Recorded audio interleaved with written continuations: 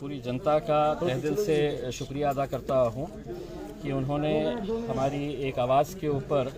इतनी ज़्यादा तादाद के अंदर उन्होंने हमें जो तायीद की और ये फ़ैसला किया कि हम आएंगे आपके इस आंदोलन के लिए, क्योंकि उन्हें ये मालूम है कि ये आंदोलन जो है उन्हीं के हक़ के लिए था, गरीबों के लिए था।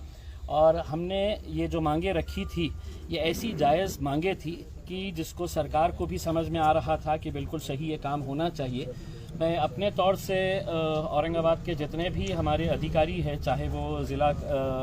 कलेक्टर हो सुनील चौहान साहब हो, पुलिस कमिश्नर साहब हो, या म्यूनसिपल कमिश्नर साहब है, या डिविजनल कमिश्नर साहब है, ये सभी लोगों का मैं तहे दिल से शुक्रिया अदा करता हूँ कि उन्होंने ये फ़ैसला लिया है कि अब लॉकडाउन यहाँ पर नहीं रहेगा करके।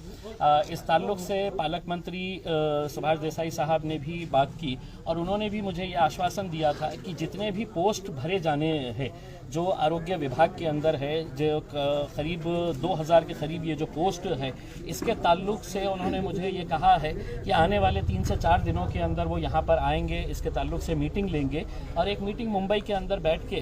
जल्द से जल्द ये पोस्ट कैसी भरी जाए तो उस ताल्लुक़ से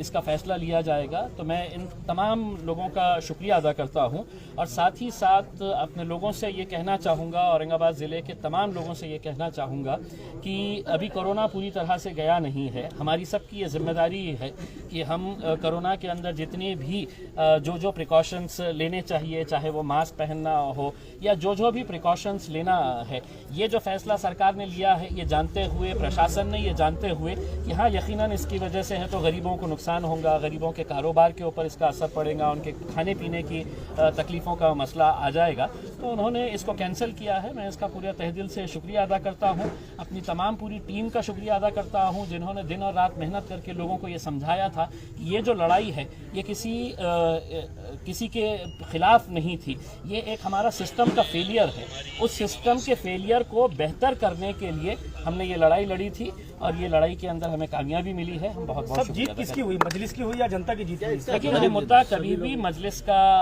था ऐसा नहीं है। ये अलग बात है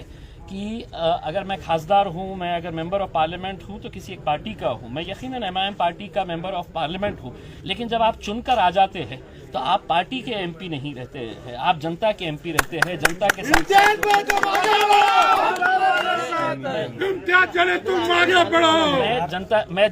मैं जनता के लिए ये आवाज़ उठाया था और मुझे खुशी है कि इससे गरीब लोग बहुत ज़्यादा खुश होंगे क्योंकि उनकी तकलीफ़ें हमें देखी नहीं जा रही थी। अगला आदेश अगर प्रशासन की तरफ से कभी भी आ सकता है, जैसे उन्होंने कहा कि कभी भी अगला आदेश आ सकता है, फिर देखिए अब उन्हें एक बात ये समझ में आ गई है कि अब लोग जो है वो आपसे सवाल कर रहे हैं, हम आपका पूरा साथ देंगे। हम ऐसा नहीं है कि हम एक अड़ियल रवैया अपनाएंगे और हम ये कहेंगे कि हम जो कह रहे हैं वो सही है, लेकिन अगर चर्चा करके, अगर बातचीत करके, अगर हर एक का, देखिए कोरोना को भगाना है तो सिर्फ प्रशासन में बैठे हुए लोगों की जिम्मेदारी नहीं है, ये तो जनता की है, लोक प्रतिनिधि की है, सबकी है। हम सब मिलकर इसके ताल्लुक से जो भी अच्छा फैसला रहेगा उसके अंदर हम लेंगे। लेकिन हमारी जो, और ख़ास तौर से मेरी जो प्रमुख मांगनी है जिसके लिए हम ये कर रहे थे, उसमें उन्होंने साफ कहा है कि हम अगले 3 दिनों के अंदर या मैक्सिमम 4 दिनों के अंदर इस ताल्लुक से यहीं पर औरंगाबाद के अंदर एक मीटिंग लेंगे। सुनील केंद्रेकर साहब हमारे जो डिविजनल कमिश्नर है, उन्होंने खुद ने मुझसे ये कहा, वो नांदेड़ जा रहे थे, उन्होंने कहा कि मुझे आने दीजिए, मैं आते ही इस ताल्लुक से आपके साथ एक मीटिंग करके हम जितने पोस्ट भरने के हैं वो पोस्ट भरने का काम करेंगे। और हम ये समझते हैं कि ये लड़ाई हमारी जो है सिर्फ लॉकडाउन हटाना नहीं था,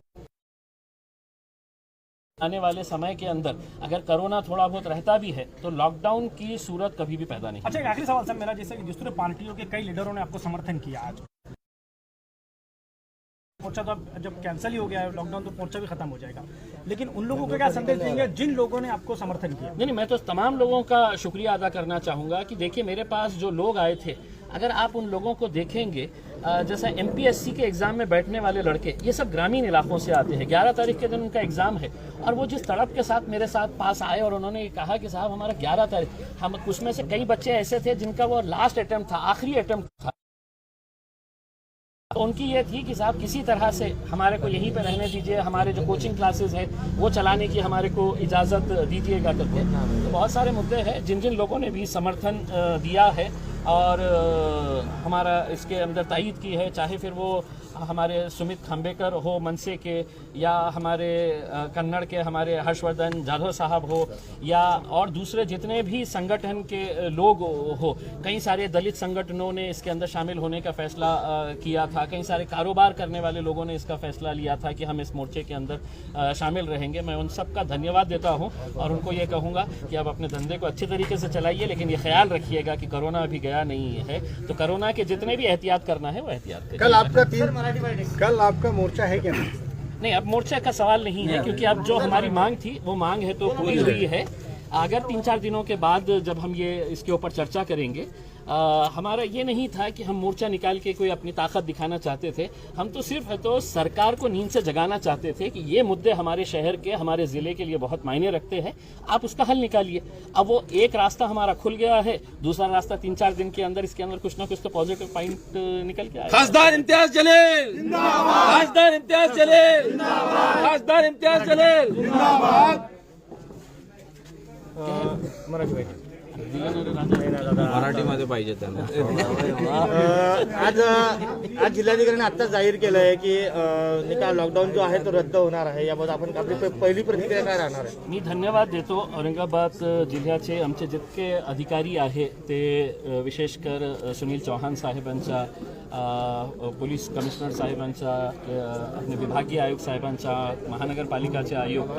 आणि rural superintendent Mokshada Patil madam यांचा सगळ्यांचा मी धन्यवाद देतो त्यांना।